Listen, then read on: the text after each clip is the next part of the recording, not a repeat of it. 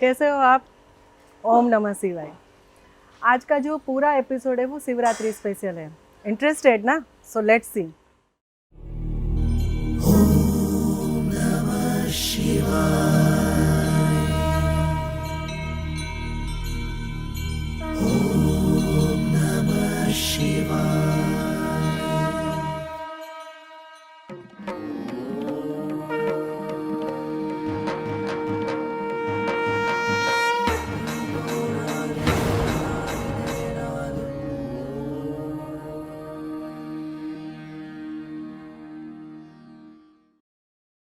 नमस्ते, ओम नमः शिवाय।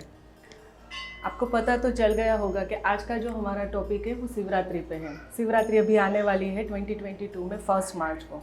तो आज का पूरा जो एपिसोड है वो स्पेशली शिवरात्रि पे है और भोलेनाथ पे है। अच्छा, पहले तो मैं एक बात आपको बताना चाहती हूँ, किसी भी देवी या देवता को जब हम उनकी पूजा करते हैं तब हमें उनमें एक विश्वास होता है ना, उनकी क्वालिटीज़ हमें पता होती है। तो the first thing is about that, आज पहले तो मैं आपको बात करने वाली हूँ दैट इज़ अबाउट कि शिव जी में क्या क्वालिटीज़ हैं, ठीक है। उसके बाद में आज मैं आपको जो दूसरी बात करने वाली हूँ that is about Shiv ji की पूजा कैसे करते हैं, जिसमें जो मेन ऑस्पिशियस है वो है रुद्राभिषेक।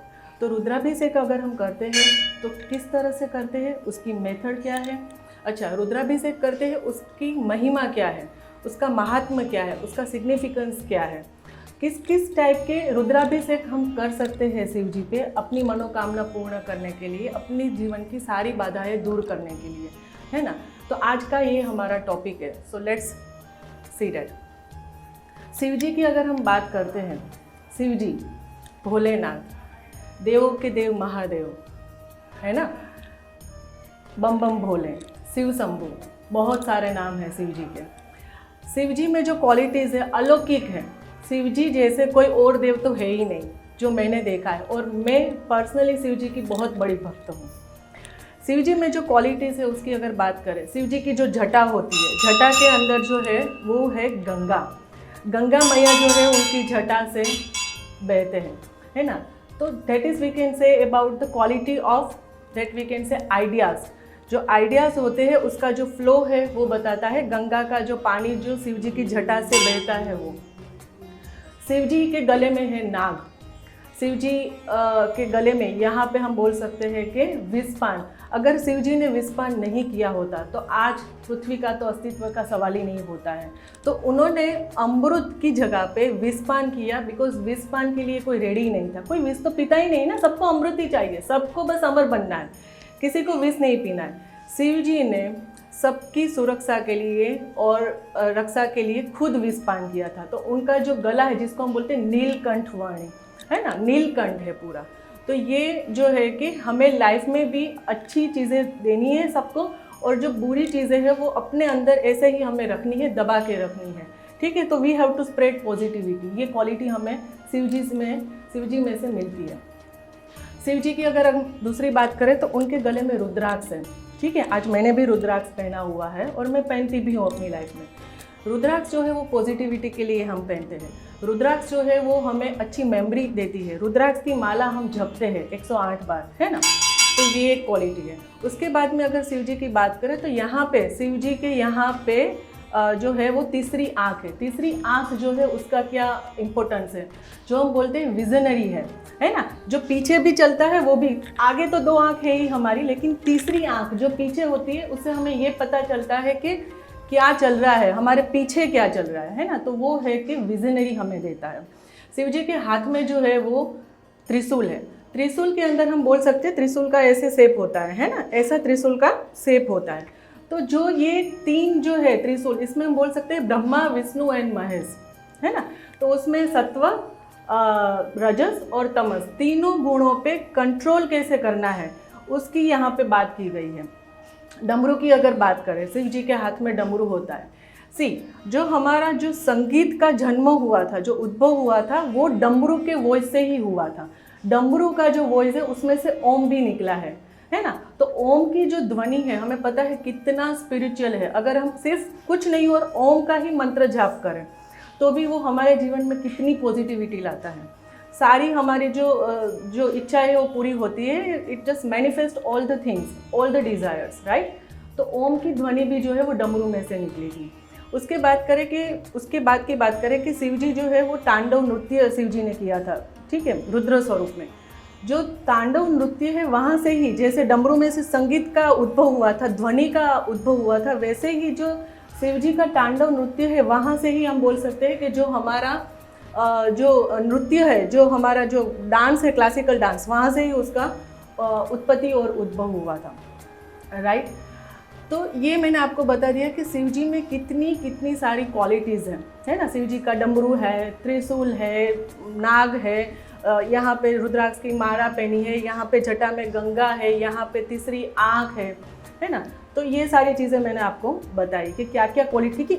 कभी भी किसी देव को या देवी को हम मानते हैं तो पहले तो हमें उनका नॉलेज होना चाहिए, है ना, कि वो कैसे थे, उन्होंने क्या क्वालिटीज़ थी, क्यों हम उनको फॉलो कर रहे हैं, राइट। तो ये मैंने आपको बताया। अच्छा, शिव जी की फैमिली की अगर मैं आपको बात करूँ तो शिव जी के फैमिली में थे माँ पार्वती। माँ पार्वती ने जब भी जन्म लिया, चाहे वो सती के अवतार में लिया या पार्वती अवतार में लिया, वो सिर्फ शिव जी के लिए था, है ना। तो वो पूरा एक डिवोशनल की भावना, एक श्रद्धा और फेथ की भावना हो गई। ये क्वालिटी माँ पार्वती से हमें मिलती है जब हम उनके शिव जी के फैमिली की बात करते हैं। कार्तिकेय भगवान, 2 बच्चे हैं शिव जी के। कार्तिकेय भगवान जो है, जिसको हम बोलते हैं गॉड ऑफ वॉर, और वो मयूर पे यानी कि मोर पे बैठते हैं, पिकॉक पे बैठते हैं, वो उनका वाहन है। तो ये क्वालिटी उसमें है। अच्छा, दूसरे जो है उनके जो बेटे हैं वो है गणेश जी। गणेश जी की अगर हम बात करें तो गणेश जी को हम बोलते हैं बुद्धि के देवता, विघ्नहर्ता बोलते हैं। तो एक बेटे में जो है क्वालिटी वो है दैट स्ट्रेंथ ऑफ माइंड, है ना, विजडम के देवता बोलते हैं, और एक में जो है वो फिजिकल स्ट्रेंथ की क्वालिटी है। तो ये सारी क्वालिटीज़ है। अच्छा, अभी शिव जी के जो फैमिली में जो वाहन हम यूज़ करते हैं, जैसे गणेश जी का है मूषक है, माउस है। कार्तिकेय भगवान का जो है वो हम बोल सकते हैं मोर है। भगवान शिव जी का है नंदी है। माँ पार्वती का, उमा गौरी का जो है that is we can say about the sher, lion है, या कहीं पे आप हमने ये भी देखा है कि फ़ोटो में बाघ या टाइगर भी होता है, राइट। तो ये सारे भी जो पक्षी या जो एनिमल है वो भी अलग अलग है, बट फिर भी एक क्वालिटी है कि ये सब एक ही साथ में एक परिवार में है। तो ये हमें ये सिखाता है कि यूनिटी कितनी होनी चाहिए फैमिली में। अच्छा, ये हो गया भगवान शिव का, यहाँ पे जो थोड़ा सा मैंने आपको ब्रीफ कर दिया। उसके बाद में अगर हम बात करते हैं कि भगवान को प्रसन्न कैसे करते हैं, देखिए शिव जी जो है ना, वो एक तो उनकी मैं एक बात करती हूँ कि दूसरे भगवान के जैसा नहीं है कि कोई फिक्स टाइम पे। शिव जी की आराधना आप कभी भी कर सकते हो, रात को करो, सुबह में करो, दोपहर में करो, स्नान करके स्वच्छ कपड़े पहन के कभी भी शिव जी की आप आराधना करोगे। शिव जी भोलेनाथ है ना, वो अपने भक्तों पे प्रसन्न हो जाते हैं, उनको आशीर्वाद दे देते हैं। ये है भोलेनाथ। तो भोलेनाथ जो है, जितने बोलते हैं कि भोलेनाथ है, उतने ही वो रुद्र अवतार में भी तेज है। शिव जी में जो बेसिकली क्वालिटी है that is we can say about the clarity of mind, और वी कैन से कि अंत के लिए शिव जी है ना। अंत, किसी भी चीज़ को क्लियर करना है, स्टॉप करना है, तो डिस्ट्रक्शन करना है, तो उसके लिए शिव जी है। अच्छा, शिव जी की अभी जो पूजा करते हैं उसकी मैं आपको बात करने वाली थी। तो पहली तो चीज़ है रुद्राभिषेक, ठीक है। तो देयर आर डिफरेंट वेज, लेकिन रुद्राभिषेक का आज मुझे आपको बताना है मेरे व्यूवर्स को कि कैसे करते हैं, कहाँ पे कर सकते हैं, उससे हमें क्या बेनिफिट्स हो सकते हैं, और किस किस टाइप के रुद्राभिषेक हम कर सकते हैं, है ना। तो पहली तो चीज़, रुद्राभिषेक जो है वो बहुत ही सिंपल है, और वो आप नदी के तट पे भी कर सकते हो, नदी किनारे पे कहीं पे बैठ के भी कर सकते हो, कोई मंदिर में भी कर सकते हो, और अपने घर में अगर शिवलिंग है, आपके घर के मंदिर में छोटे से शिवलिंग है, तो वहाँ पे भी आप शिव जी का रुद्राभिषेक कर सकते हो। जैसे अभी मैं यहाँ पे मंदिर में हूँ, ठीक है, तो यहाँ पे ऑटोमेटिकली ये जो है तांबे का लोटा, वहाँ से पानी आ रहा है और भगवान का ऑटोमेटिक अभी अभिषेक हो रहा है। सी रुद्राभिषेक अगर उसको हम अलग करें तो रुद्र यानी शिव, और अभिषेक यानी महादेव जी को हम जो स्नान करवाते हैं वो। तो इसका पूरा अगर मीनिंग करते हैं रुद्राभिषेक, है ना। तो हम शिव जी को जो स्नान करवाते हैं वो बोलते हैं रुद्राभिषेक, राइट। अभी रुद्राभिषेक जो है वो पुराणों में पूरे उसका जो है एक पूरी कथा है, और उसके सारे श्लोक्स दिए गए हैं। अभी आज की अगर हम बात करते हैं तो एक दूसरी स्टोरी भी मैं इसके साथ शेयर करना चाहती हूँ आप लोगों के साथ, जिसको बोलते हैं पौराणिक लघु रुद्राभिषेक। देखिए क्या था, महाभारत के टाइम पे शिव जी का वरदान चाहिए था एक अस्त्र के लिए, और कृष्ण भगवान ने अर्जुन को जो है वो बोला कि तू आज भगवान महादेव की उपासना कर, भगवान महादेव को प्रसन्न कर, तो तुम्हें वो वरदान मिल जाएगा जिससे तुम जो है शत्रुओं का नाश कर सकते हो। पशुपात अस्त्र उसको बोलते हैं, और उसके लिए अर्जुन ने भगवान की जो है वो आराधना की, और जो 11 श्लोक उसने जो बोले भगवान महादेव को प्रसन्न करने के लिए, उसको बोलते हैं पौराणिक लघु रुद्राभिषेक। ये आपको कहीं पे भी जानने को नहीं मिलेगा। अच्छा, जैसे मैंने आपको बोला कि रुद्राभिषेक जो है वो, जो मैंने पुरानी आपको स्टोरी बताई, ठीक है, उसके हिसाब से भी हम कर सकते हैं, जिसमें अर्जुन को वरदान मिला था, पशुपत नाम का अस्त्र मिला था, और अर्जुन ने महादेव को प्रसन्न करने के लिए जो श्लोक बोले थे, जो 11 श्लोक थे, ओम नमो भवाय शिवाय रुद्राय वरदाय च, ये इसकी शुरुआत है। ये 11 श्लोक जो है, अगर ये 11 श्लोक जो है वो हम 11 बार करें, मीन्स 11 टाइम्स अगर हम करें, तो उसको बोलते हैं रुद्राभिषेक। ठीक है, हम घर पे भी कर सकते हैं, मंदिर में भी कर सकते हैं, 11 श्लोक भी कर सकते हैं, 21 श्लोक भी कर सकते हैं, 111 20 श्लोक हम इसके 111 मीन्स 111 बार भी हम इसको रिपीट कर सकते हैं। ठीक है, तो ये हो गया, मैंने आपको पूरा इसका हिस्ट्री बता दिया। और अभी ये कैसे करते हैं रुद्राभिषेक। ठीक है, देखिए रुद्राभिषेक जो है, आप अपने घर में अगर कर रहे हो तो एक पात्र ले सकते हो, एक बड़ा सा बर्तन ले सकते हो, जिसमें आप जो शिवलिंग है उनको आप अच्छे से रख दो, अपने मंदिर में से लेके महादेव जी को वहाँ पे रख दो उसमें। फिर एक तांबे के लोटे में आप पानी यानी कि जल और दूध, जो भी आप भगवान जिस चीज़ से आप अभिषेक करना चाहते हो वो ले सकते हो। उसके बाद में शिवलिंग जो है उसके ऊपर आप एक स्टैंड रख सकते हो, क्योंकि मंदिर में तो स्टैंड की ज़रूरत नहीं है, वहाँ पे जो है तांबे का बड़ा लोटा होता है और जो ऊपर होता है ना शिवलिंग के एग्जैक्ट ऊपर, जो मैंने अभी आपको मंदिर में बताया। लेकिन घर पे ऐसा नहीं होता है, तो घर के लिए अगर हम अभिषेक करना है तो कैसे कर सकते हैं कि महादेव जी को एक पात्र में रख के शिवलिंग को, उसके ऊपर एक स्टैंड रख सकते हैं, स्टैंड के ऊपर एक छोटी सी तांबे की लोटी रख सकते हैं, जो मार्केट में कोई भी पूजा वाले की शॉप है वहाँ से आपको मिल जाएगा। उसके सेंटर में जो उसका बॉटम पार्ट है, वहाँ पे एक होल होता है, जिससे जो भी हम पानी या दूध जो भी आप अभिषेक में अर्पण करना चाहते हो भगवान को, वो डायरेक्टली उसकी धारा जो है वो शिवलिंग पे होती है, तो ऑटोमेटिक ही अभिषेक होता है। अच्छा, अगर ये आप अरेंज नहीं कर पाते हो तो सिंपल आप एक कटोरी में दूध, पानी, ऐसा जो भी आप जो भी चढ़ाना चाहते हो महादेव जी को, वो लेके आप चम्मच से भी अभिषेक कर सकते हो। ठीक है, तो ये भी हम कर सकते हैं। अभी अच्छा, अभिषेक जो करते हैं उसका जो सिग्निफिकेंस जो है, महात्म्य है, इम्पोर्टेंस है, बेनिफिट्स है, वो क्या है वो मैं आपको बताने वाली हूँ। ठीक है, देखिए रुद्राभिषेक जो करते हैं उससे पहले तो ये चीज़ है कि जहाँ पे भी आप रुद्राभिषेक करते हो उसके आजू बाजू का, ठीक है, सराउंडिंग, आपका ऑरा तो पॉजिटिव होता ही है, लेकिन सराउंडेड एरिया जो है वो भी पॉजिटिव हो जाता है, जितनी भी नेगेटिविटी है दूर हो जाती है। प्लस अपने अंदर जो भी फियर है, जो डर है, जो डिप्रेशन है, जो इलनेस है, बीमारी है, हमारी पर्सनल लाइफ में कोई, मैरिज लाइफ में कोई प्रॉब्लम है, हमारी प्रोफेशनल लाइफ में कोई प्रॉब्लम है, तो ये सारी जो बाधाएं है वो हट जाती है ना। उसके अलावा जो भी जो नवग्रह जो है, जो उनकी इफ़ेक्ट्स है, उनकी जो बाधा है वो भी ये करने से हट जाती है, राइट। तो बोल सकते हैं ना कि रुद्राभिषेक करने से या महादेव जी की उपासना करने से जो भी आपकी मनोकामना है, जो भी विशेष है, वो सारी आपकी परिपूर्ण होती है। तो उसके लिए हम भगवान की आराधना करते हैं। ठीक है, अभी मैंने आपको ये बता दिया है रुद्राभिषेक क्या है, उसकी स्टोरी मैंने आपको बता दी। रुद्राभिषेक आप कहाँ पे कर सकते हो, घर में या नदी के तट पे कर सकते हो, करने से क्या बेनिफिट होते हैं वो भी मैंने आपको यहाँ पे बता दिया। अभी होता है कि रुद्राभिषेक कौन सी चीज़ों से कर सकते हैं। देयर आर वेराइटीज़ ऑफ रुद्राभिषेक, है ना, और सबका अपना अपना एक इम्पोर्टेंस है, सिग्निफिकेंस है। तो देखिए, पहले तो सिंपल जल से रुद्राभिषेक करें, है ना, सिंपल जल से रुद्राभिषेक करें। कुछ भी नहीं है मेरे पास, सिर्फ मेरे पास पानी है, मैंने तांबे के लोटे में पानी लिया, शिवलिंग पे चढ़ा दिया। इससे क्या होता है, मेंटल पीस मिलती है। जो भी हमारा स्ट्रेस है, हमारी वरीज है, हमारा डिप्रेशन है, फियर है, वो सब दूर भाग जाता है और सारी मनोकामना धीरे धीरे हमारी पूरी होती है लाइफ में।